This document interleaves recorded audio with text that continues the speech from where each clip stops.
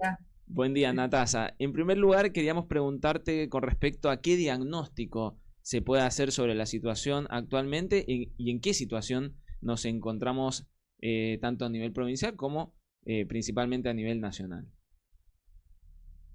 Bueno, es muy lamentable ver repetir este tipo de situaciones en ámbitos escolares, como registramos en nuestras investigaciones, pero que no es el número real. Durante la presidencia de Javier Milei se han registrado al menos 15 de este tipo de episodios en escuelas, pero insisto de que no, digo, se registran como cuando ustedes los periodistas hacen su trabajo y les llega la información, y entonces nosotros como investigadores podemos identificar ese tipo de noticias a nivel federal.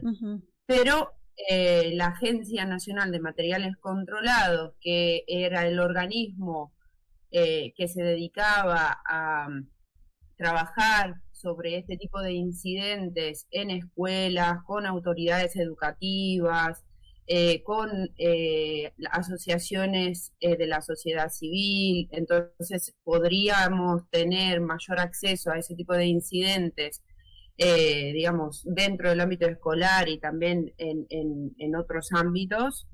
Bueno, hoy no lo está haciendo. Entonces el diagnóstico es muy preocupante, porque cuando no podamos detectar este tipo de problemáticas, no podemos investigarlas.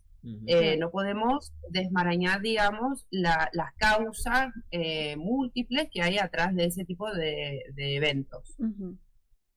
Natasa, vos haces referencia también, a ver, porque no solamente estamos hablando del acceso de armas de fuego o diversos tipos de armas por parte de los chicos, ahora también vos haces referencia en tus investigaciones al tema de la salud mental en Argentina, ¿no? Y de cómo esto también tiene una correlación, un impacto y que no solamente afecta a los jovencitos, a los chicos y adolescentes, sino también a las personas mayores, muchos de ellos incluso que portan armas por su trabajo también. Estamos hablando de efectivos policiales o de fuerzas de seguridad.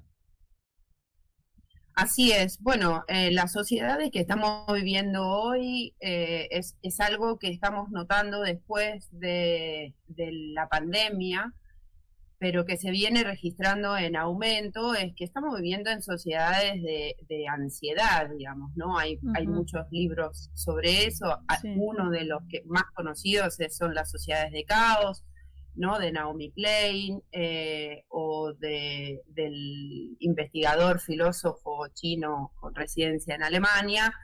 Se está analizando esta temática desde el punto de vista sociológico. Entonces vivimos con alta sociedad, con alta ansiedad en sociedades que están desarticuladas, que tenemos, bueno, en Argentina tenemos la cuestión de las distancias, de espacios de trabajo lejanos a nuestras casas. Entonces todas estas condiciones, digamos, generan a que nos aislemos. En este aislamiento, en este encierro, nosotros necesitamos enfrentar nuestros miedos, ¿no? Y fundamentalmente en estos casos, cuando vemos que hay una expresión de extrema violencia, es porque la persona claramente está sintiendo como una amenaza directa a la vida. Es muy preocupante el número que UNICEF advierte, digamos, que 1 cada 5 adolescentes en el país tiene síntomas de depresión o ansiedad, y además está validado y confirmado por el Ministerio de Salud como que el suicidio juvenil es la segunda causa de muerte en jóvenes entre 15 y 19 años. Entonces ahí vemos que bueno, que hay una causa multidimensional que necesitamos entre sociedad, comunidad, familia y Estado poder, digamos, enfrentar y resolver. Ahora, cuando a esta situación le agregamos la presencia de armas, bueno, estamos agravando la situación. Entonces, en esta modificación que realizó la ANMAC para poder abrir y ampliar, digamos, las posibilidades para el mercado de negocio de las armas en Argentina, entonces bajó la edad, que era a partir de los 21, ahora la bajó a partir de los 18, la verdad que no está ayudando a esta situación. Está generando una mayor posibilidad de acceso a armas a jóvenes que están enfrentando posiblemente este tipo de situaciones. Ustedes me dirán, bueno, pero la ANMAT sigue teniendo como requisito el análisis psicofísico.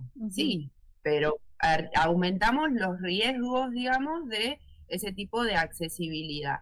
Y por otro lado, como decías, lo vemos en el ámbito de la policía, que es algo que hay mucho temor de hablar de eso, porque hay como un modelo, ¿no? De el varón, el policía, la cuestión de la autoridad, y como que esa persona supuestamente no debe sentir miedo, no debe sentir, ¿no? Esa cuestión muy varonil, Sí. que decimos. Entonces no se habla de esta situación de la salud mental, y esas personas son personas que sufren estrés constantemente por la modalidad de su trabajo, digamos, ¿no? Porque están enfrentando constantemente y tienen que estar en alerta constantemente para poder llevar adelante sus tareas preventivas, persecución del delito, ¿no? Están enfrentando cotidianamente situaciones de conflictividad.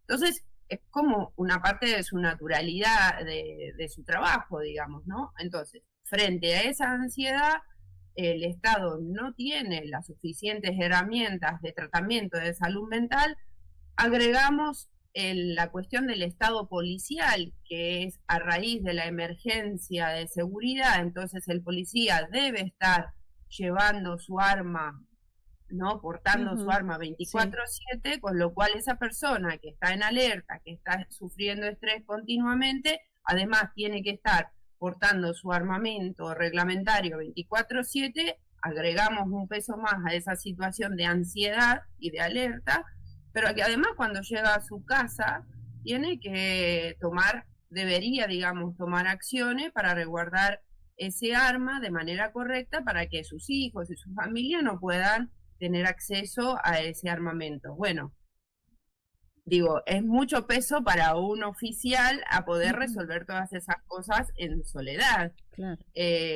Entonces, por eso es que insistimos de que la resolución es integral. La resolución es integral, que necesita la intervención de muchos profesionales, que podemos trabajar en conjunto, porque fíjense todas las aristas, ¿no? Que estamos, Sí. cuando uno va analizando, va sacando como pétalos de una rosa, entonces por cada pétalo necesitamos otro tipo de profesional, requerimos de soluciones integrales, requerimos de que haya innovación en la temática. Digo, hay herramientas tecnológicas,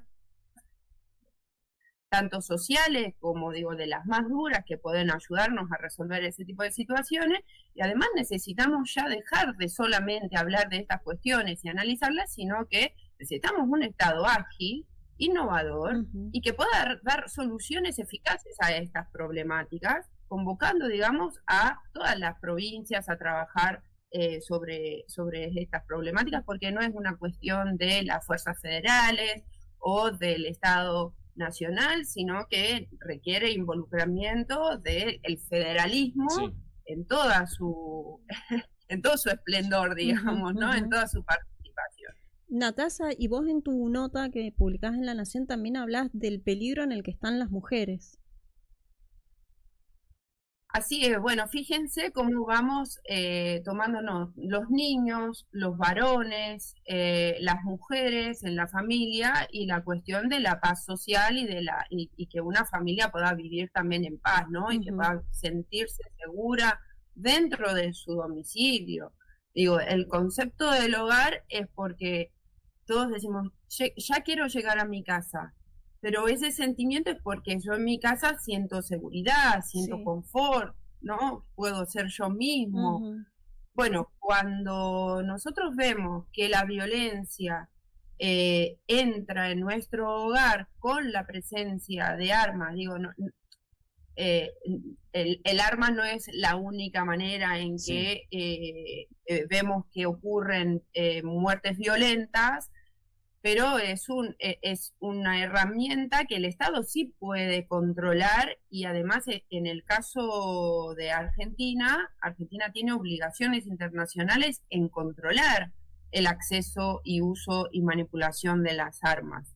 A nivel internacional está obligada por tratados. Bueno, además de esos tratados de control de armas, Argentina también está obligada a trabajar en la cuestión de prevención de violencia de género y violencia familiar.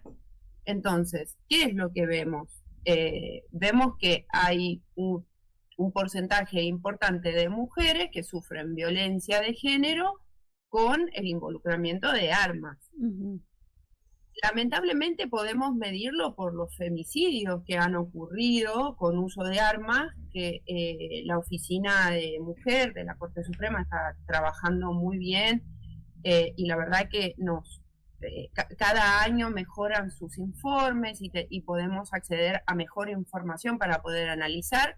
Por ejemplo, hay algo que es muy interesante en ese informe y que en los últimos 2 años se está haciendo como una separación de qué cantidad de efectivos policiales o de seguridad privada, porque antes se tomaba como un número completo sin hacer esa distinción, son victimarios, digamos, de femicidio. Bueno, ahora se está separando. La cuestión de que si es un arma reglamentaria o si es un arma personal, eso también es muy importante. Bueno, en Argentina tenemos una mujer cada 36 horas que es asesinada por, digamos, violencia, por causa de violencia de género, y una cada 4 femicidios se comete con arma de fuego. No es un número a desestimar, porque, bueno, vemos que en cada uno de las personas que integran nuestra sociedad sufre de ese tipo de violencia, y más todavía cuando hay un arma de fuego de por medio.